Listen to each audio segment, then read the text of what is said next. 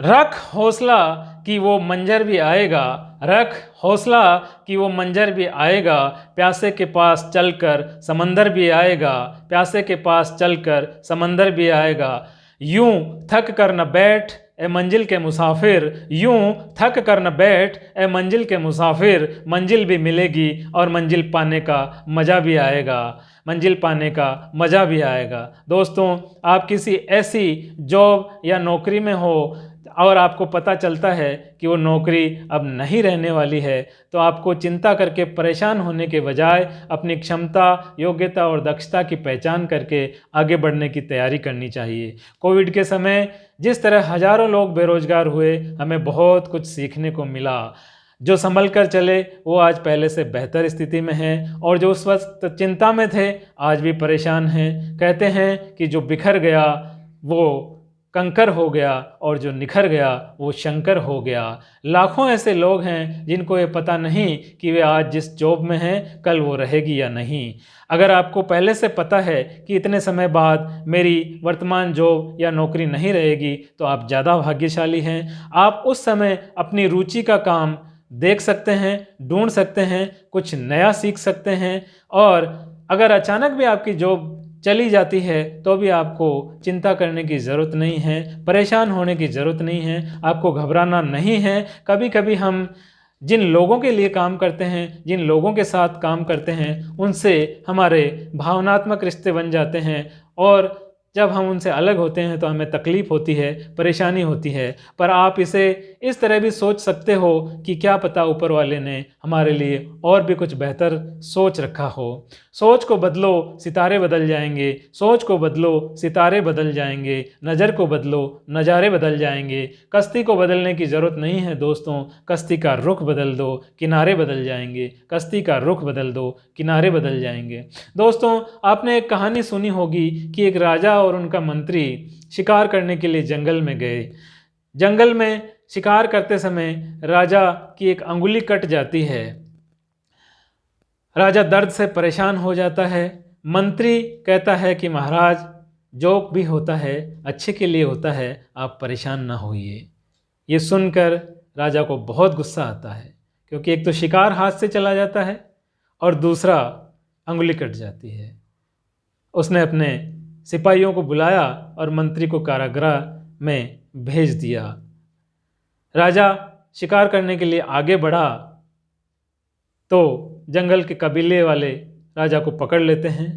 वे अपनी कुल देवी के सामने राजा की बलि चढ़ाना चाहते हैं, लेकिन जब उन्हें पता चलता है कि राजा की एक अंगुली कटी हुई है तो वे बलि नहीं चढ़ाते हैं और राजा को छोड़ देते हैं।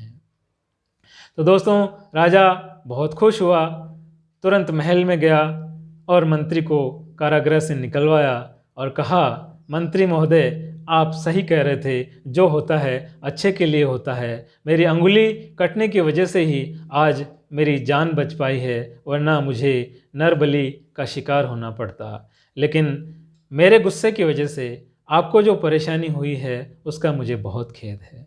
मंत्री मुस्कुराते हुए बोला, महाराज, आप जरा सोचिए कि अगर मैं उस समय आपके साथ होता, कारागृह में नहीं होता, तो आपकी उंगली कट जाने की वजह से आपको तो वो कबीले वाले छोड़ देते, लेकिन मेरी बलि वो ज़रूर चढ़ाते। मुझे वो कभी नहीं छोड़ते, क्योंकि मेरी उंगली नहीं कटी हुई है, मेरी उंगली नहीं कटी हुई है।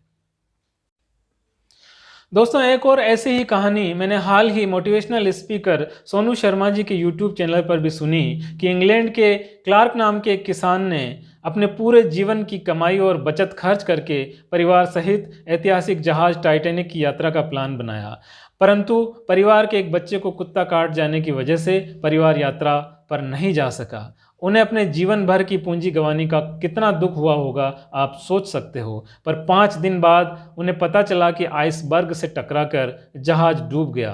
कुत्ते के काटने की वजह से वे नहीं जा सके और पूरा परिवार बच गया। अब आप उसी परिवार की खुशी का अंदाज़ा भी लगा सकते हो। अब उन्हें ना तो कुत्ता काटने की तकलीफ थी और ना ही अपनी पूंजी गंवाने का दुख, क्योंकि पूरा परिवार सुरक्षित था।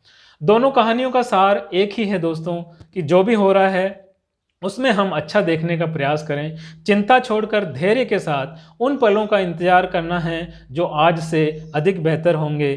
मेरी खुद की ज़िंदगी का अनुभव रहा है दोस्तों कि मुझे कई बार अपना काम बदलना पड़ा, कई बार अपनी जॉब बदलनी पड़ी या छोड़नी पड़ी।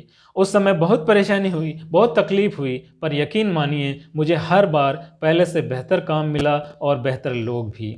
मेरे कई साथी जो कभी छोटे ऑर्गेनाइजेशन में सामान्य से पद पर काम करते थे, उन्होंने अपनी मेहनत और लगन के बलबूते पर ना केवल बड़े ऑर्गेनाइजेशन में काम हासिल किया है, बल्कि सम्मानजनक पद पर कार्य कर रहे हैं।